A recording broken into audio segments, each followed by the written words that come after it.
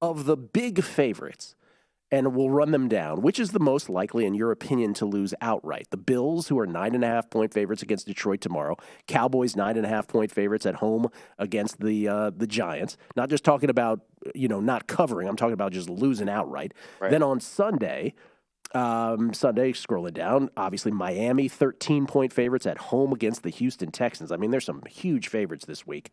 The Chiefs, 14.5-point favorites at home against the LA Rams without Matthew Stafford, it appears. San Francisco, 9-point favorites at home against the Saints. I won't throw the Eagles in as 7-point favorites because I don't want to pollute this. I want to get an answer from those games. If I come to you from the future and I said, hey, Mike, one of those teams lost outright, which is it? Wow, this might shock you. It could be the Cowboys. It could be the Cowboys. Wow. I know, right? Just off that performance we just saw, right? But can the Cowboys bottle that up? Can Kellen Moore be that consistent and being creative with the personnel that he has offensively, right? No longer the Dak Prescott show.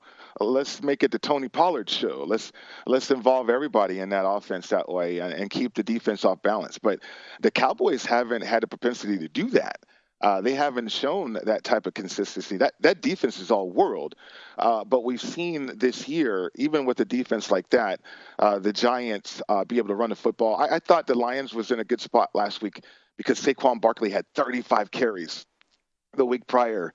And in the National Football League this year, we know it's a running game, and we know about running backs and certainly the ability to stay fresh if you can.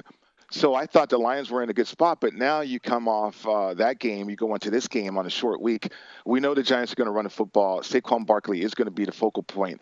I would not be surprised if that guy goes off against that Cowboys defense. Like, they rose up for the Vikings, they rose up, they got called out, they played physical. But can they do that again, right, in consecutive weeks? And I have my doubts about that. So from a straight out upset situation, I think the Giants are in a prime spot here. Yeah. Do you agree that, like, the Jerry Jones justifying Zeke's contract thing is what plays into this insistence on the Cowboys just canonizing Zeke all the time over Pollard? Yeah, I mean, so many things about the Cowboys, Gill. Not only that, I mean, they're pining for Odell Beckham Jr., right? Mm-hmm. And it's like, wait a minute, if you guys thought you were that good, why are you pining for this other player? Pining openly. Yeah, I know, right?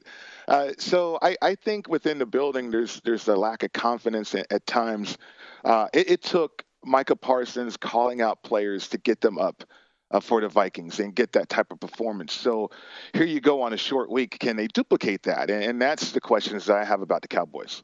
The other Megapod question at the end is, if you had to bet every one of these games on the side, let's say you lived in a bizarro world and you were forced to bet every game, but there was one game where you want like no part of whatsoever. What's the game you want no part of based on the spread? Oh, man. I think probably the 49er game. I'm high on the 49ers, but the Saints have been a team that I cannot have a good grasp of in terms of betting. The one week I'm really down on them, and then they win. The next week I'm really high on them, and then all of a sudden they just look awful. So the Saints, they have a nice group of talent around Andy Dalton, but it is Andy Dalton, right? I think if we get a good Andy Dalton, all of a sudden the Saints could upset the 49ers with that defense, and they're going to be healthier in that matchup. So I'd stay away from that game. What's your favorite? Sunday. What's your favorite bet this weekend, including Thanksgiving?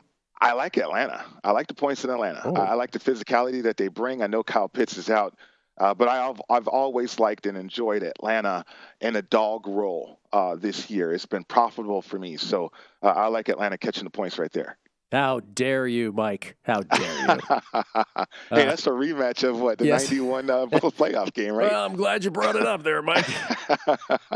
I still hold you guys some ill will towards the Washington team back then. The famous seat cushion game where Washington led 17-7. As you know very well, you were on the field. I was in the stands. Yes. And then Gerald Riggs crashed over, and finally the seat cushions out of frustration because we were so arrogant at that point. The Jerry Glanville-led Atlanta Falcons of 1991. Go to VSiN.com/subscribe to become a VSiN Pro subscriber today.